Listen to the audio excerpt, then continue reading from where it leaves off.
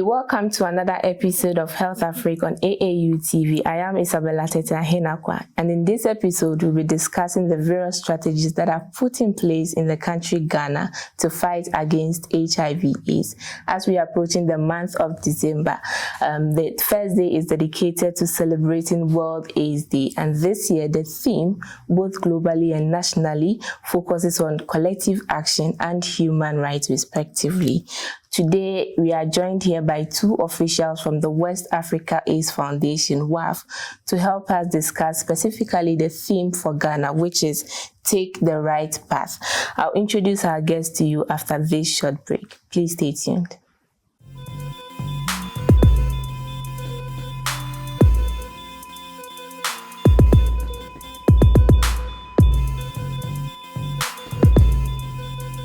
Welcome back from the break, and if you just joined, this is Health Africa. You can follow our discussions on our social media handles at Association of African Universities on Facebook and YouTube. And today, like I said, we are joined by two officials from WAAF, that is West Africa AIDS Foundation, and they'll be helping us discuss the theme for Ghana for HIV/AIDS, which is Take the Right Path, as well as help us in discussing the various strategies or the projects that have been done by WAAF in fighting or in helping contribute to the fight against HIV/AIDS in the country Ghana. So starting from my immediate left, we have Mr. Phinehas Kisiedu Aye, who is the programs manager, and then followed by Madam Alice Asante, the model of hope and counselor. Hello, Mr. Aye and then Madam Asante. You're welcome to Health Africa. Thank you very much for having us here. And it's a privilege to have you. You know, we have to discuss HIV/AIDS. It's about time we celebrate it, right? Absolutely. Exactly. Now, before we start the discussion, I'd like you to briefly tell us more about yourself, starting from Mr. Aye. All right, thank you very much. I think you mentioned my name already. So my name is Phinehas Kisiedu Aye, and I've been working with the West Africa AIDS Foundation for the past 8 years. Okay. And currently holds the position of a programs manager. I'm one person that is very passionate about HIV and also especially making impact in the lives of people. So I chose this path to work with the West Africa AIDS Foundation to ensure that we are able to lessen the burden, disease burden, especially related to HIV among vulnerable populations. So I started as a volunteer, and I've progressed through the ranks to become the programs manager. Wow, that is really nice to know. And Madam Asante, tell us more about yourself. Thank you. So my name is Alice Asante, as you said earlier. I'm a model of hope and a counselor. I've worked with West Africa AIDS Foundation and International Healthcare Center for the past 12 years. 12 years. I started as a volunteer, as a model of hope. And the model of hope is a person living with HIV. Oh, really? So it's through my status that I came to work with West Africa AIDS Foundation and International Healthcare Center as a counselor to help my other colleagues who have also tested positive, and those who don't know their HIV status to know their status, and those who know it already to be on medication and to reach their viral suppression. Interesting. You're all welcome to Health Africa. And I'm very happy to have someone who is in that state to also encourage other people who have tested positive with HIV/AIDS. I'm really privileged to have both of you here. So to begin with, someone will ask, what is West Africa AIDS Foundation? Who are they? What are they doing? How are they helping the government and even the Ministry of Health in the country? We all know that the ministry is doing quite well when it comes to fighting against HIV. There's been a lot of strategies and policies put in place. So starting with Madam Asante, you tell us about West Africa AIDS Foundation, and then Mr. Aye will also top up with the mission, the vision, and some of the projects that has been done so far. So, thank you. West Africa AIDS Foundation is a non-governmental organization, and we are set aside to help the community to screen and to mobilize and do other NGO support groups. So that is what West Africa is running. Okay, mainly that is your main goal or what you do. And then what's the vision, the mission, what are you hoping to achieve, and what are some of the projects that have been implemented so far? Okay, so ISCC started as a hospice. That was in 1999, and at that time there was no treatment for HIV. Okay. So the founder, Mr. Eddie Dunton, then had returned from the US, and he had the idea of the hospice concept from the US. So he decided to establish one here. And usually people who had full-blown AIDS would be brought to the facility to be taken care of. And usually most of them had deteriorated, so we give them kind of like dignified end of life support until they finally exit. Okay. So a year later, he decided that, look, the hospice cannot run alone because there are lots of people getting infected with HIV, so that there need to be some awareness creation, and for that matter, he set up the West Africa AIDS Foundation. Okay. So currently, the hospital that started is now a clinic called the International Healthcare Center, and we have the West Africa AIDS Foundation. So two organizations run at the same time, jointly, creating awareness at the community level, and then referring people who are HIV positive to the clinic of the International Healthcare Center. So that's how we run. Okay. All right. So I know, just like you made mention, you started as a hospice and now you are creating awareness. I know for sure there are other projects that you've been involved, even if not you starting, probably you partnered with other institutions. So what are some of these projects, and maybe briefly tell us about them and what has been achieved so far? Okay. So as I mentioned, WAAF is focused on creating awareness and ensuring that we lessen the disease burden on communities and the country as a whole. Okay. So since its inception, we've implemented a lot of projects. The most partners that we've worked with is the USAID, and then the Global Fund. And currently we still receive funding through these agencies to be able to implement programs. And we have physical presence currently in the Ashanti, Bono region, Bono East, the Central region, Western region, and then the Northern region. Apart from our head office, which is situated located in Accra. Okay, we'll dive more into the awareness creation, but Mrs. Asante, so this year's theme focuses on take the right path. Per your perspective, what's your understanding of this whole theme, and how does it, or how is it going to help fight against HIV/AIDS? Okay. What I know is to help people out there who don't know their HIV status to know their status, be on the treatment, and reach their barrier suppression. So if someone knows his or her HIV status, he will protect the other partner who don't know his or HIV status, and then they will be in the line with, so that the reinfection rates will go down instead of spreading. Exactly. And still on the take the right path, you know, it's focuses, or it's aligned with human rights. So if I may ask, what is the importance of human rights in the effort to end AIDS in Ghana, and what are some of these rights that you think is going to help fight against HIV/AIDS? Okay, thank you. So if you look at last year's theme, the theme was let communities lead. Now, when we talk about communities are persons affected by the condition, right? So this year's theme, take the right path, looking at enhancing human rights to ensure that people receive the best of care. Because health is right. Access to health is right. So we want to ensure that people are having access to life-saving treatment like the antiretroviral therapy. There has been instances where the Global Fund has supported Ghana with medication, and then these medicines are stuck at the airports for several months. So if you want to take the right path, it means that we are ensuring that the rights of persons who need these commodities are protected. And for that matter, the government will help us to get these commodities readily available at the facilities so that people can access it.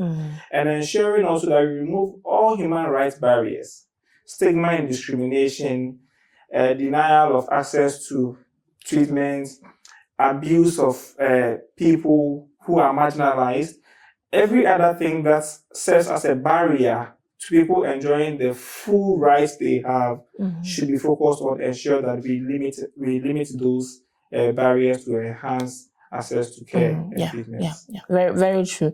So talking about the various rights and that, I know we have to also look at stigma and discrimination. Exactly. Before we go there, Mrs. Asante, being an HIV positive patient, I would like you to share with that how the experience has been so far, especially when you got to know you are positive, you have HIV/AIDS. Okay, thank you. So I was diagnosed 1999. Yes, Okay. but then there was no medication. Mm-hmm. So the stigma was very high. Even it started from my church place. When I was diagnosed, I told my pastor, this is the problem that I have. They have diagnosed me as HIV positive. So what should I do? I need prayers and then support. Mm-hmm. And this pastor also told all the elders in the church. Okay. So anytime Sundays that I go to church, my chair will be at the back of the church, and they will not receive anything like correction or anything from you. So we close. No one will come closer to me. No one will hug me. No one will shake hands with me because of my status. So it goes on and on for the past 3 months. And when I realized the stigma on me was too heavy for me, I stopped the church because I was thinking the church will assist me, will support me and give me the courage. But instead, they deny me and then they also stigmatize me. So I stopped the church and I started moving around. But then there was some support group for persons living with HIV. So I joined and it gave me a hope and a support, and now I'm alive. But then I gave birth to 2 children. I lost my late husband, and that the 2 kids also died, and because there was no medication. So medication came to Ghana 2004, and I started, and here I am. I've been very suppressed. I've married again. Wow. I have 3 kids. They are all negative. My husband also is negative. Oh wow. Wow, this is really impressive to hear. Very, very impressive to hear. And I'll come back to you. Now, so still on the stigma and then discrimination, you know, I know there are a lot of people who are still out there who even don't have the courage to come out. They've been diagnosed and they are hiding this their status and they can't even talk about it. So West Africa AIDS Foundation, what are some of the things you are doing to encourage these people to even come out and just let people know of their status and be like a role model, just like Mrs. Asante is doing? What are the things you are doing? Okay.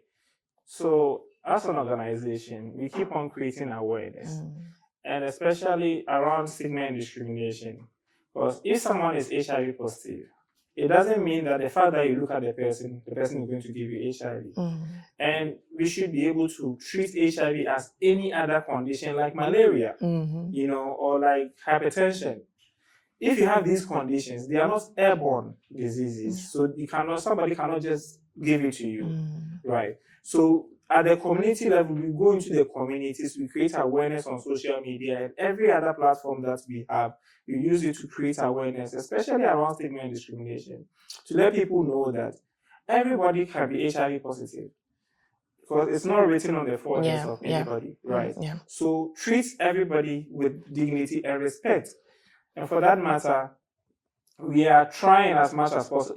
At first, it used to be at the facilities, even where people go for treatment, like nurses and healthcare professionals who discriminate and stigmatize against people living with HIV. But today, I can tell you that most of the facilities are friendly to people. The people can go there and access their treatment without being stigmatized or discriminated against. But the larger community, you know, in the past, whenever we talked about HIV, there was that picture of somebody who is very skinny and looking kind of like going to die. Unfortunately, that picture has not deleted from our memories. So every time we hear about somebody being HIV positive, we reflect on that picture, right? So we still see HIV as a very deadly We still have that disease. stereotype. Even in our local language, we still refer to HIV as Kodiewuyare. But HIV is not as dangerous as even malaria. If you have HIV and you are on treatment, you can live for the rest of your life being healthy, right? So we need to be able to demystify the myth and misconception that people have held on to for many years, so that we're able to break the stigma and discrimination. If you know somebody who lives with HIV, it helps you and it will protect you, because then once you know, you take the right measures to ensure that you protect yourself if you have any sexual contact with the person. But if you don't know, you won't know, and possibly you might contract the infection. So it's very important that we encourage people who live with the condition so that they can also open up. So if they know that they disclose to you, you won't stigmatize against them, you won't discriminate against them. As my colleague mentioned, she's married to an HIV negative man. And they've been living for many years. They've had 3 kids and all the children are negative. It means that today, due to the availability of antiretroviral therapy, the person who is HIV positive can take the treatment and become virally suppressed. And there's a terminology called U equals U. Undetectable equals untransmittable. So if somebody takes antiretroviral therapy and they're able to suppress their virus, they won't be able to transmit the infection to another person. So we should be able to update our knowledge with all this information so that we don't go around pointing at people, discriminating and stigmatizing against people. Yeah, that's very true. I was about asking about the fact and myth using Mrs. Asante's life experience. I mean, she was married, then she lost her husband and kids, and now she's married again and having kids who are negative.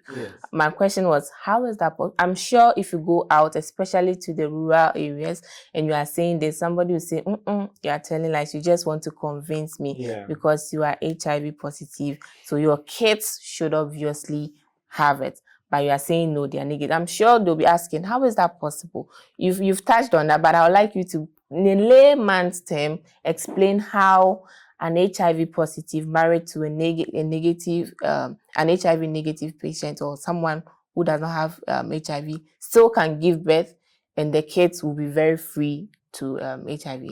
Just explain in layman's term.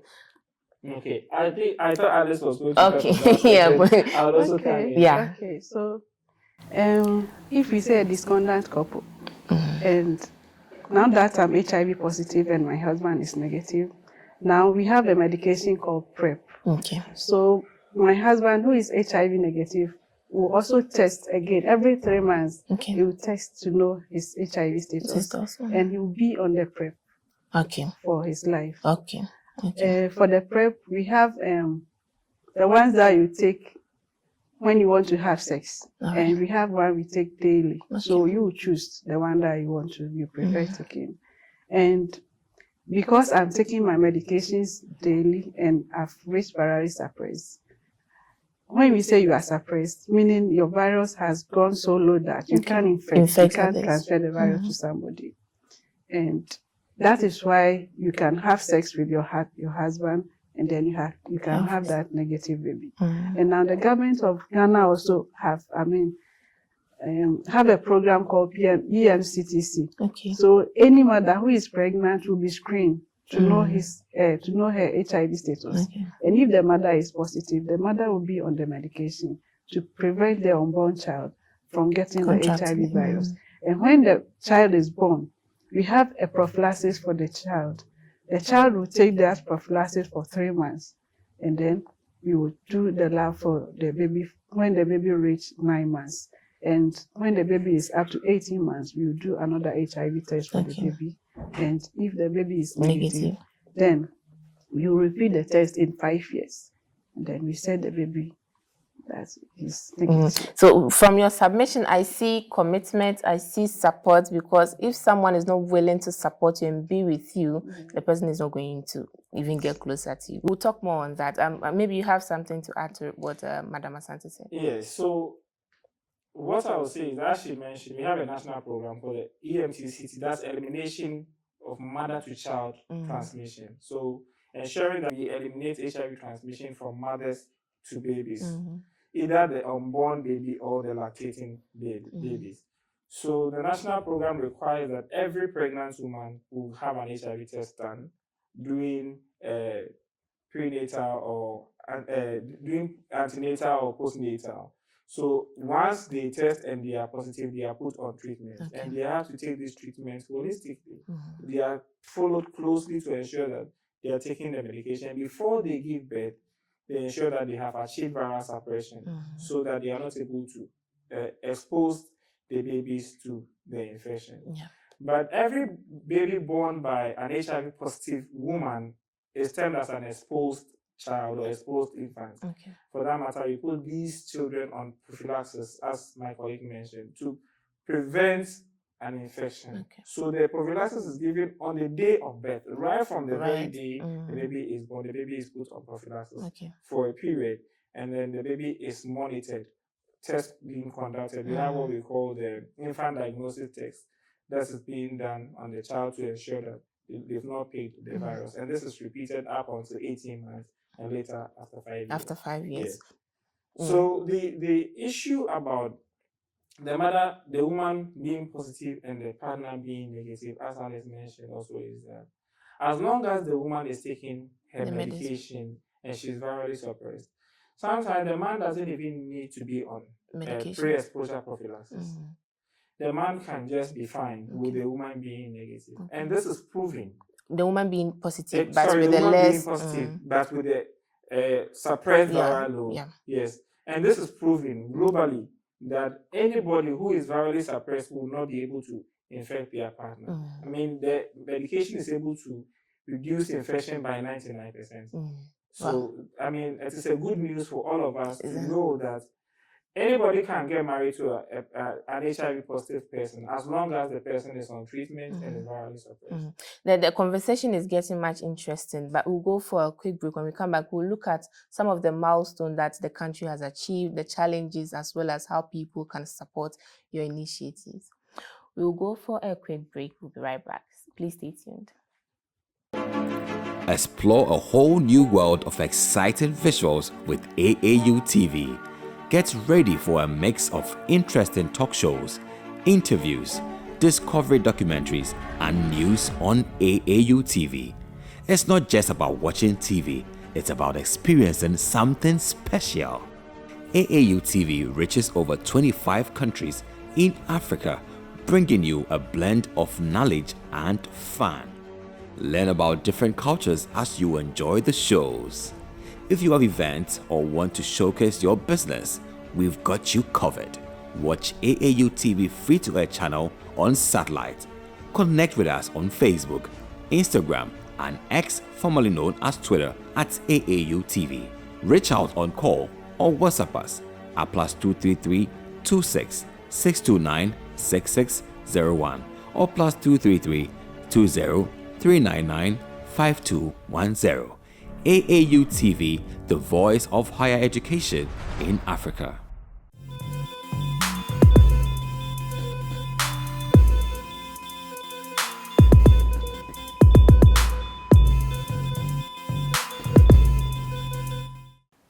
You're welcome back from the break. If you just joined, this is Health Africa on AAU TV, and today we are discussing Take the Right Path, which is the theme for this year in celebrating World AIDS Day in Ghana. And we have here with us two officials from West Africa AIDS Foundation, that is Mr. Phinehas Kisiedu Aye and then Mrs.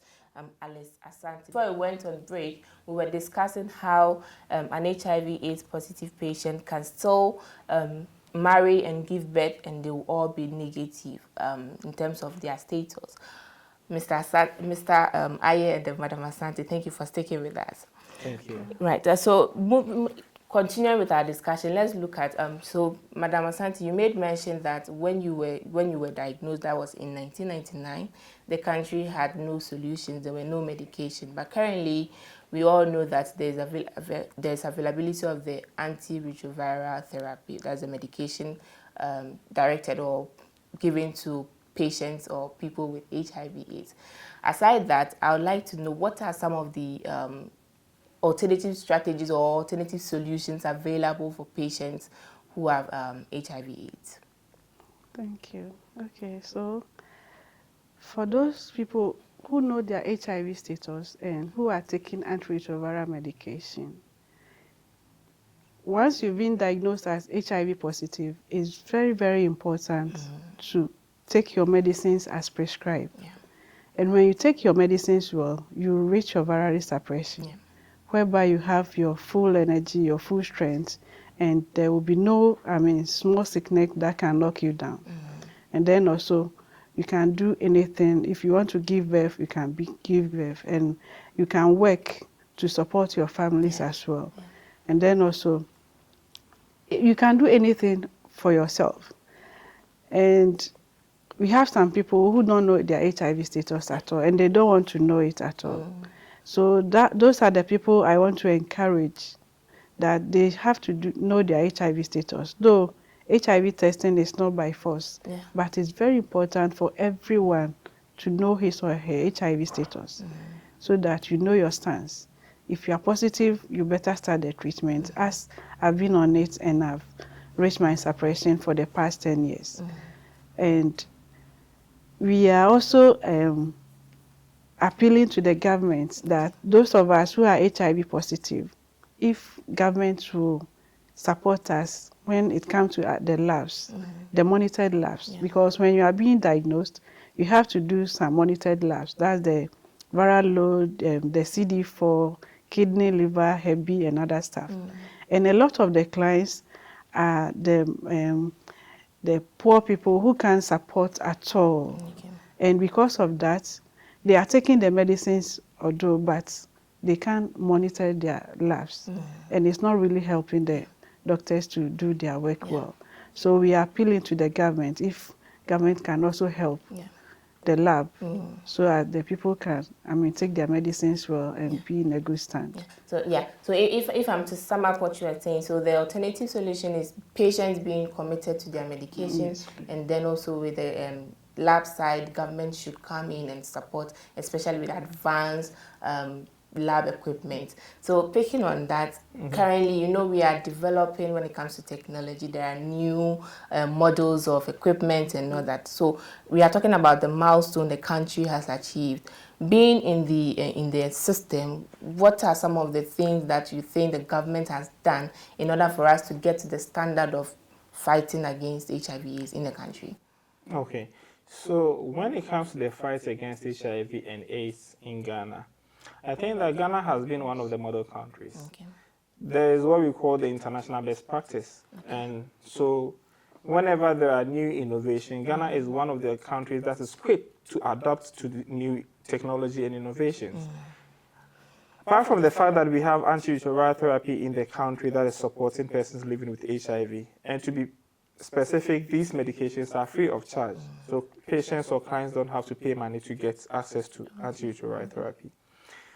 As I mentioned, also there are other innovations like the pre-exposure prophylaxis. So the country, as part of the global target to achieve what we call the 95-95-95 target, which is Can you explain? Yes. So the 95-95-95 target means that by 2025, 95% of all persons living with HIV must know their HIV status through testing. And then 95% of those who know their HIV status, who are living with HIV, must be put on treatment. And then the last 95 is that 95% of people who are on treatment must achieve viral suppression. And these are global targets. So it is knowing your status, getting access to treatment, and then reaching the viral suppression stage. Exactly. So these are global targets. So as part of working towards achieving these global targets, a lot of innovations have been introduced in the country. One is the pre-exposure prophylaxis. So the pre-exposure prophylaxis is to ensure that people who are HIV negative have options apart from the use of condom. So if you take pre-exposure prophylaxis, it will protect you from getting HIV infection, even when you have unprotected sex. There is also post-exposure prophylaxis. So post-exposure prophylaxis, which we call PEP, is also a medication that is taken after you have been exposed to HIV. So if you had sex with somebody, or you had a needle prick, or you have a cut, and you suspect that the source of these activities had probably been exposed to HIV, then you are put on post-exposure prophylaxis, at least within 72 hours. Once you are put on the medication, it will be able to prevent HIV infection. Okay. So these are some of the innovations. Currently, we have what we call combination prevention mechanisms or methods. So we are combining a lot of other programs or activities to ensure that we prevent HIV infection. So we have the condom use, which is the traditional way of preventing condom, then the PrEP, and then the PEP. Okay. Currently, we are looking at even introducing what we call long-acting pre-exposure prophylaxis. Okay. Where What's that? So the long-acting pre-exposure prophylaxis is an injection that has been developed. Okay. And people can take these shots for 3 months or 6 months, and it will protect them from HIV infection until their next shot. All right. So currently, what we have is a medication that is taken either on daily basis or on demand. So on demand is as and when you want to go and have sex. Then you take two, we call it the 2-1-1. So you take 2 of the medication 24 hours before sex. Then after the sex, you take 1, then 1 again the following day. But now we want to even reduce drug burden. So we are introducing this innovation to ensure that people can take injection for 6 months or 3 months. Yeah. This is also another innovation, Yeah. the self-test kit. Yeah.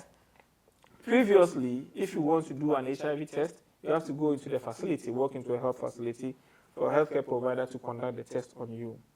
Now we moved from the facility to community level. So there were times that we started doing community testing, where even trained lay counselors who are not healthcare professionals can conduct HIV testing at the community for the general public. Now we've introduced HIV self-test kits, where people can just pick the self-test kit in the privacy and comfort of their home or their room. They can do the test on themselves, and they will be able to interpret the results. And then whenever they need help, they can reach out to a healthcare provider if they are positive or they need other prevention services. Yeah. So this is how far we have come as a country. And also there has been a lot of policies that have been developed to guide the implementation or to guide our national response. So talking about how, you want to add something to it? All right, sure, go ahead, Okay, please. so I'm appealing to government of Ghana that those of us who started antiretroviral early and we've changed our medicine to the second line, Okay. now a lot of people are losing their kidneys. The medication? The medication. Okay. So I'm feeling that if I know there is other alternatives, there are other medications Advanced outside. ones. Yes. So if the government of Ghana can support, Yeah. so that there are some, the TAB and other stuff. So if they can support us to bring new medication, the third lines and other ones, who will help us to survive, we will be very grateful. This is very important, and it really should go viral for people, and even the authorities to hear about it. We'll do that. So talking about self-test, if someone should come across this, what is in the package? Probably you can open it and let us know what is in and how this is used and how this is used. Okay. Please go ahead. Sure. So the self-test kit, usually you see they've written Oral Quick and it has HIV self-test. Now this package, this is the raw package. So when you open this, you find the kit itself inside the package, and then you have the information leaflet. So the information leaflet comes in different languages, and then this is the stand. So once you take the information leaflet, you see English and you see Twi. Nice. Yes. Just so that we are able to give people the opportunity to have understand, come to their level of communication. Exactly. So when you open the information sheet, it has stage-by-stage direction as to how you can do the test. So from here, it tells you that the test, when you do the test, you must wait for 20 minutes before you read the result. Okay. Now, it shows you what's in the package, the number 2. So here you see the kit, the one I removed. And then you see how you bring it out. And then, so I'll just show how the test looks like. Exactly. So when you open the kit like this, here you have this one, which is usually what we call the cassette or the pad. So this is where the result is red. But you apply this side on your gum. So you wrap it on your gum, the top, and then you wrap it on the down. Just one wrap. And then this is the buffer. So the buffer is what you put the kit inside. So the sample is here. You take the sample from your mouth. So that's why we call it the oral quick. This is oral test. We have one that is blood-based test. So you drop the blood on the cassette. So this one, after taking the oral sample, you place it in the buffer or the liquid solution, and you wait for 20 minutes. So once you wait for 20 minutes, then you read the results. So if you see two lines, one line on the C, the C is control. The C here is control, and then the T is test. So once you see two lines, one on the control and one on the test, it means you are HIV reactive, not positive. Reactive, all right. Yes. Currently in Ghana, we have what we call the 3-test algorithm. So the 3-test algorithm means that when you test with the first response, the second response, and the third response, or the confirmatory test. So the confirmatory test, we use what we call the SD bio line to do the confirmatory testing. So when you use this, the oral quick or the self-test kit, and then the lines are two, we don't say that you are positive. We say you are reactive because you have not been confirmed yet. You have to do the confirmatory testing.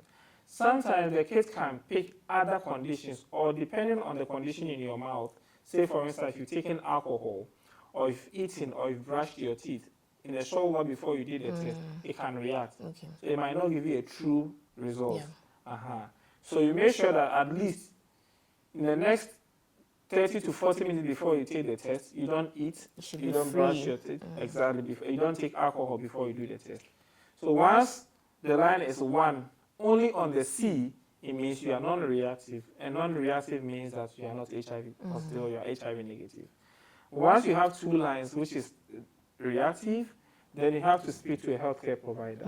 So go to the nearest facility which provide HIV services, or you can call.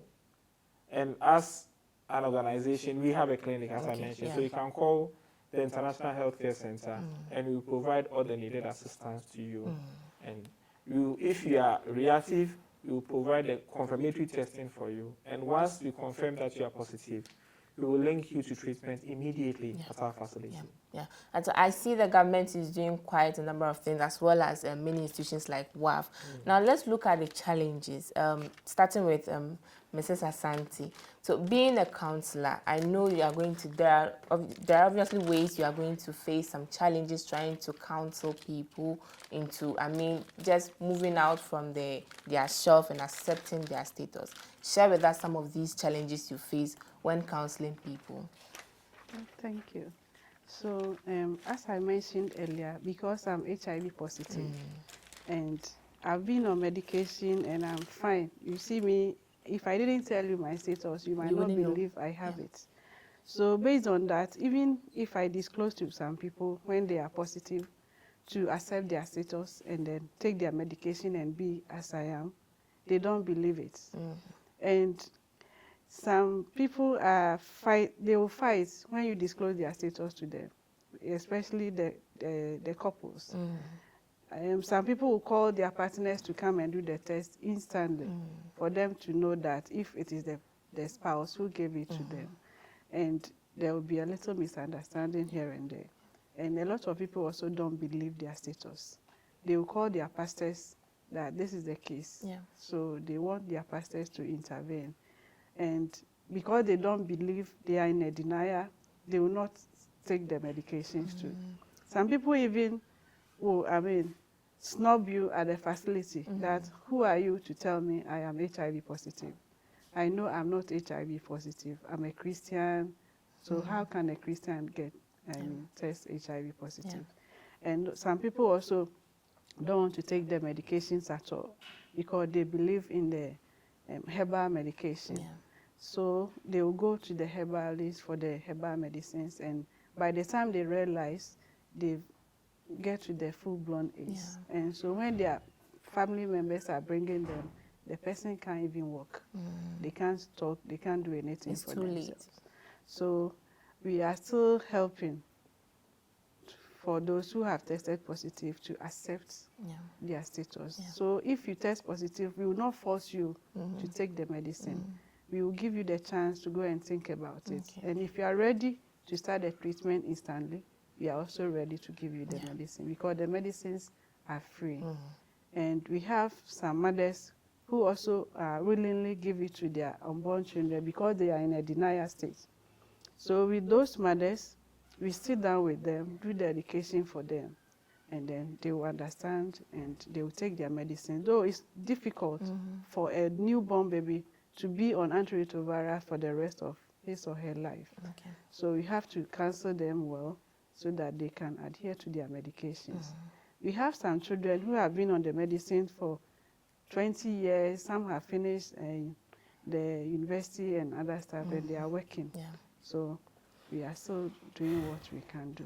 Okay. Still on challenges. Now let's look at the institutional level. What are some of the challenges WAAF faces in attempt or in their efforts contributing to fighting against HIV/AIDS in Ghana?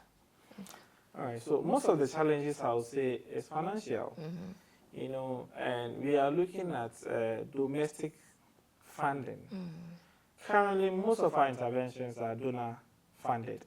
All the HIV programs we have in country is donor funded, and donor funding is dwindling. Now, the Global Fund and the USAID, they all set new priorities, and a time will come that there won't be any funding for HIV. But HIV is far from over. So as a country, we should be able to get government's commitment towards funding our intervention. So that is the key challenge we have. And because of limited funding, we are not able to expand our scope in terms of ensuring that we reach everybody in every part of the country. So that is one of the things that I would say. And then also, the fact that we do HIV work, the stigma also affects us, right? So even our facility sometimes is stigmatized, even though it's a general facility and we provide all general healthcare services. But sometimes people might feel like, oh, this is an HIV clinic, but we are not HIV clinic. We provide services to everybody that comes to the facility. One other challenge I would say is that because the clinic is a private facility and we don't have funding for the clinic, we are forced to charge a little fee. Even though the medication itself is free of charge, we still have personnel who work in the facility and administer medications and other support services to the clients. And for that matter, we charge a little fee. But even that is very low as compared to other private health facilities. And so that also puts a lot of burden on the facility. We are not able to even turn around, you know. So these are some of the challenges we have. And we have what we call adopt a client.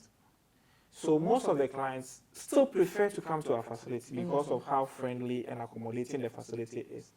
And yes, they don't have the means to pay for the services. And for that matter, we have individuals, philanthropists who come on board to adopt clients. So somebody can come to the facility and say that, how much does it cost to take care of one person for the whole year? And sometimes it's just a little about, say, 300 cedis. For that matter, people will say, okay, then I'm adopting 2 people. For that matter, every year I'm giving you 600 cedis to take care of these clients.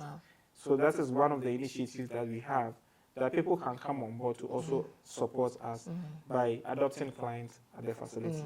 Now, still talking about support, so what do you think the government can do? I know Mrs. Asante has voiced out some of her appeal and all that, but what do you think the government can do in terms of policies, in terms of solutions, strategies? What can the government do to support your initiatives? Okay. So the government, I think somewhere last year, launched the AIDS Fund. So the AIDS Fund is an effort to domestic, how do we call it, kind of like mobilize domestic resources to fight the spread of HIV. And the AIDS Fund currently even doesn't have enough resources to distribute. Exactly. So we want the government to commit. If you go to other countries, like even East Africa and South Africa, the governments are committed to actually providing resources towards the intervention. But here in Ghana, the story is different. So as part of policy, we want the government to actually also make sure that there are enough funds in the AIDS Fund that has been launched. and then also make sure that civil society organizations like the West Africa AIDS Foundation working in this space are resourced. Because sometimes sustainability becomes an issue. Donor funding comes and go. So for instance, if WAAF has, say, 5 staff, key staff who are working with the organization and ensuring that we support our communities, once a donor comes on board to fund our projects, sometimes some of these staff are taken care of. But once the project ends, these staff will either have to go because the organization doesn't have core funding to sustain itself. So I think governments must adopt mainstream civil society organizations and support them. At least there must be an annual budget that is given to these civil society organizations to sustain themselves, so that whether there are projects or no project, they're able to function and then also help with battling the spread of the disease condition. Very true. And Mrs. Asante, and also, how do you think families, other institutions like churches, schools, can also healthcare facilities also help in supporting initiatives to fight HIV/AIDS? Okay, as organization like WAAF International Healthcare Center, we can support them by giving them the education. Okay. When it comes to the senior high level, we can do in school for them. And as we are also helping them to do the HIV test and know their status, they can also help us. We have Methodist Ghana Women Fellowship at we have some groups who normally come for a visit. They've been with us for almost 10 years. Every year, they will support us with nutritional support. And that is really helping us. The needy come for the food and they are very happy with it because taking antiretroviral goes with nutrition. So we need a nutritional support from the churches and the other institutions. That will really help us. And if a family should come to you and maybe the wife is positive, what would be your advice to the husband in supporting the wife? Okay. I will counsel the both of them to not be in a denial or to be in a blame game. Because if they are blaming each other, there will be no peace in the house. So I'll do the counseling, and then I'll support them every day by testing or calling them to know that the home is, there is peace in the home. Thank you. The conversation is getting so interesting, but due to time, we'll have to end there. Before we wrap up, your last words, what will be your words of encouragement to donors who want to support this, as well as other institutions, and maybe the government. And then I'd like Mrs. Asante to also touch on individuals. So you will go institutional and then she will go individuals. Your last words, please. And where we can locate WAAF. Okay. So WAAF is open to partnership and support. And as I mentioned earlier, we work in several other regions apart from our head office in Accra. And so any institution that would like to partner with us, being corporate institution, if you need us to come and do screening for you or any other service, we are available to do this.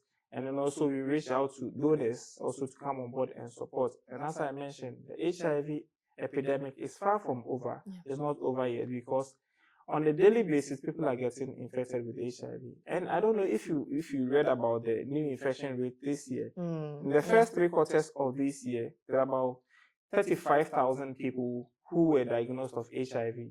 So it means that there are lots of people still getting HIV, including young people. Right. So we need to come on board and support the national response and make sure that we're able to eliminate HIV by 2030 as we have set the target. Also, I will say that anybody at all can walk into our facility if you need support, if you need counseling, if you need any information on HIV, you can walk to our facility. We are located in Hacho on the Ekomok Road. So if you just opposite the Bena filling station. So if you come across that stretch, you see us on the right side. All right. Thank you very much. And Mrs. Asante, what will be your last words to our viewers watching us today? Okay, so I'm appealing to anyone who is watching us this afternoon is we have adolescents, we have children who are HIV positive at our facility. That's International Healthcare Center. And they need support.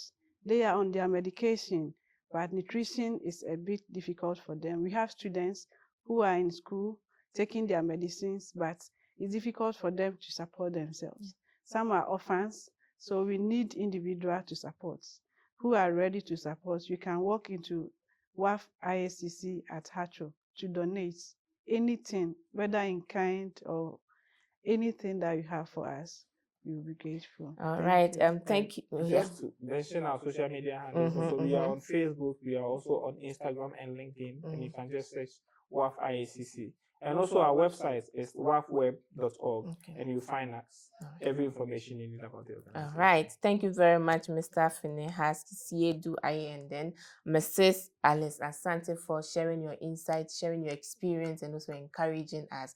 I really wish we will engage you again, because I know there are a lot to talk about when it comes to HIV/AIDS, especially looking at other related diseases associated to it. So we hope to engage you again. Once again, thank you very much for joining us today. It's a pleasure. Thank you. This brings us to the end of today's episode, where we discussed around the theme for this year's World AIDS Day in Ghana, that is, take the right path. I've learned a lot. If you just joined, you haven't missed. You can follow the discussion on our social media handles at Association of African Universities. Indeed, we all need to come together in fighting against HIV/AIDS in Ghana and beyond. My name is Isabella Tetahena. See you again in our next episode. Bye.